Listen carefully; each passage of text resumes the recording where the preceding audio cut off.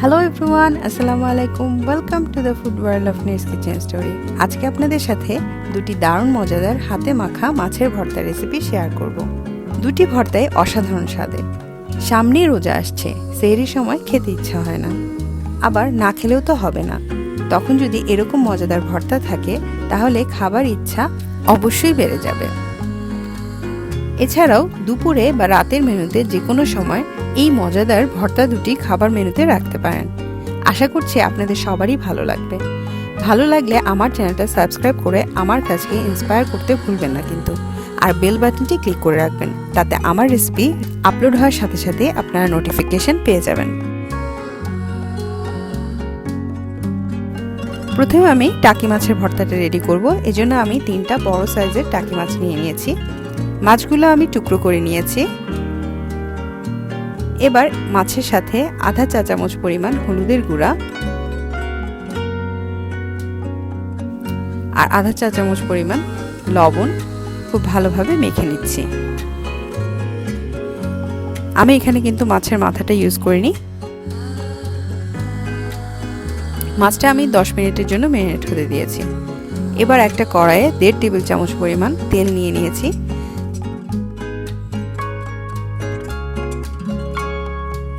তেলটা গরম হয়ে গিয়েছে। এবার এই তেলের মধ্যে মাছের টুকরোগুলো ভেজে নিব।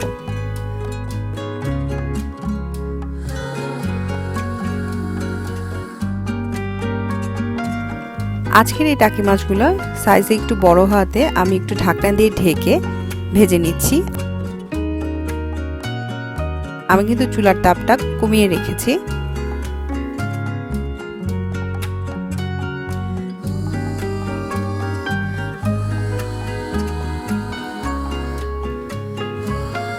মাছগুলো সিদ্ধ হয়ে গেছে প্রায়। এবার আমি বাইরের লেয়ারটা একটু ক্রিস্পি করে নিচ্ছি। এখন এই শেষের দিকে আমি 4টা রসুনের কোয়া অর্ধেক করে দিয়ে দিলাম। এই রসুনের কোয়াগুলো চাইলে পরেও ভেজে নেওয়া যায়, বাট মাছের সাথে ভেজে নিলে রসুনের যে ঘ্রাণটা সেটা মাছের মধ্যে ঢুকে যায় এবং টেস্টটাও ভালো আসে।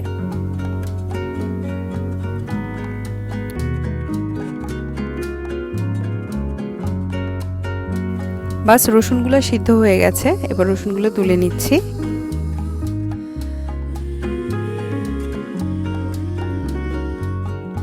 এবার মাছগুলো তুলে নিচ্ছি। ভিডিওটা ভালো লাগলে লাইক বাটনটা ক্লিক করতে ভুলবেন না কিন্তু। আর আপনারা অবশ্যই কমেন্ট করে জানাবেন আপনাদের কাছে কেমন লেগেছে। এবার 6টা শুকনা মরিচ নিয়ে নিয়েছি। আপনারা আপনাদের স্বাদ অনুযায়ী শুকনা মরিচের পরিমাণ কমিয়ে বা বাড়িয়ে নিতে পারেন। শুকনা মরিচগুলো একদম অল্প আঁচে 2-3 মিনিট ধরে ভেজে নিব। শুকনা মরিচ ভাজা হয়ে গেছে।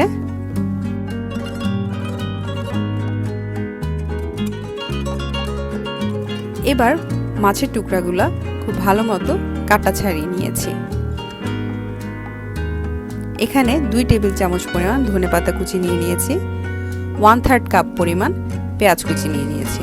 মাছের পরিমাণ অনুযায়ী আপনারা পেঁয়াজ কুচি বা ধনেপাতা কুচির পরিমাণ বাড়িয়ে বা কমিয়ে নিতে পারেন। এবার লবণ দিয়ে প্রথমে শুকনা মরিচটা খুব ভালোভাবে মেখে নিয়েছি। এবার এতে পেঁয়াজ কুচি, রসুন এবং বাকি সব উপকরণগুলো খুব ভালোভাবে মেখে মিশিয়ে নিব।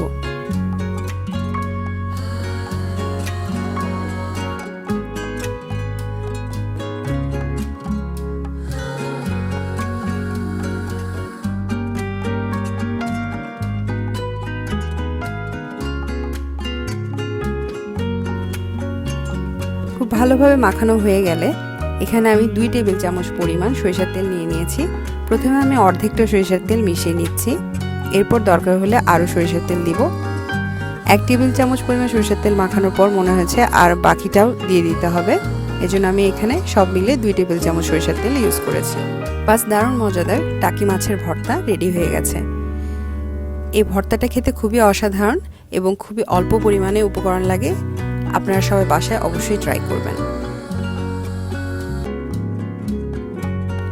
এবার আমি চিংড়ি মাছের ভর্তা করব।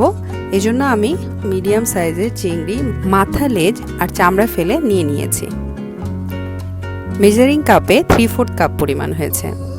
এবার কিচেন সিজার দিয়ে চিংড়ি মাছগুলো একটু ছোট ছোট টুকরো করে নিচ্ছি।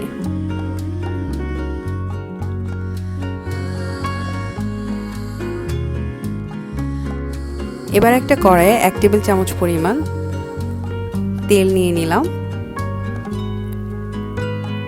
এবার এতে চিংড়ি মাছের টুকরোগুলো দিয়ে দিচ্ছি।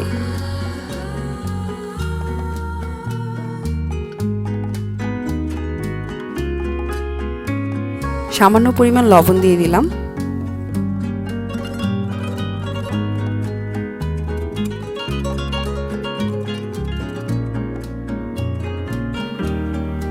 এবার এই চিংড়ি মাছগুলো 1.5 থেকে 2 মিনিটের মতো ভেজে নেব।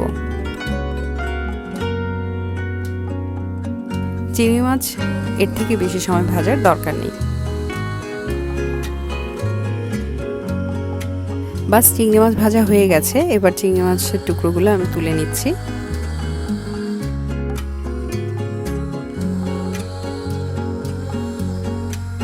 এবার আমি 6-7টা কাঁচামরিচ নিয়ে নিয়েছি। কাঁচামরিচগুলোর আগাটা আমি ফেলে নিচ্ছি, তা না হলে ভাজার সময় কাঁচামরিচগুলো ফুটে উঠতে পারে।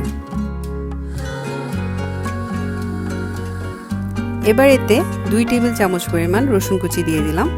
প্রথমে আমি রসুন কুচিটা কিছু সময় ভেজে নিব, যাতে রসুনের কাঁচা গন্ধটা দূর হয়ে যায়।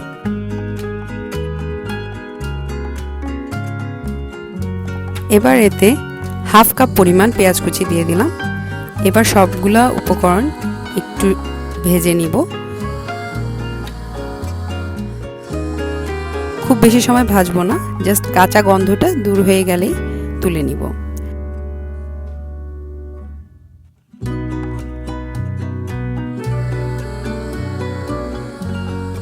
এখন সবগুলো উপকরণ তুলে নিলাম।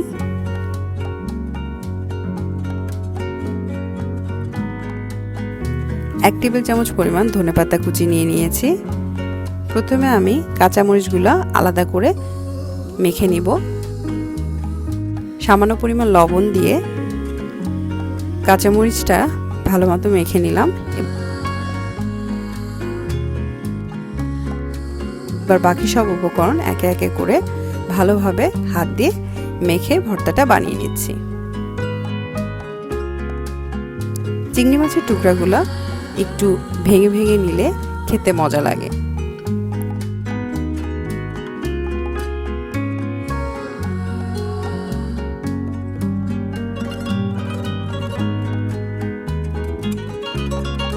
এবার 1 টেবিল চামচ পরিমাণ সরিষার তেল দিয়ে দিলাম। বাস সরিষার তেলটা খুব ভালোভাবে মেখে নেওয়ার পরে চিংড়ি মাছের ভর্তা রেডি হয়ে গেছে। এই চিংড়ি মাছের ভর্তার স্বাদটা খুবই অসাধারণ। বানাতে বানাতেই শুধুই খেতে খেতে অর্ধেকের পরিমাণ শেষ হয়ে যায়। আশা করছি আপনাদের ভালো লাগবে। ভিডিওটা ভালো লেগে থাকলে আমার চ্যানেলটা সাবস্ক্রাইব করতে ভুলবেন না প্লিজ। আর আমার রেসিপিগুলো আপনাদের ফ্রেন্ডস আর ফ্যামিলির সাথে বেশি বেশি করে শেয়ার করার অনুরোধ রইল। আপনারা সবাই ভালো থাকুন, সুস্থ থাকুন, ফ্যামিলির সাথে সুন্দর সময় কাটান। ভিডিওটা দেখার জন্য অসংখ্য ধন্যবাদ। আল্লাহ হাফেজ।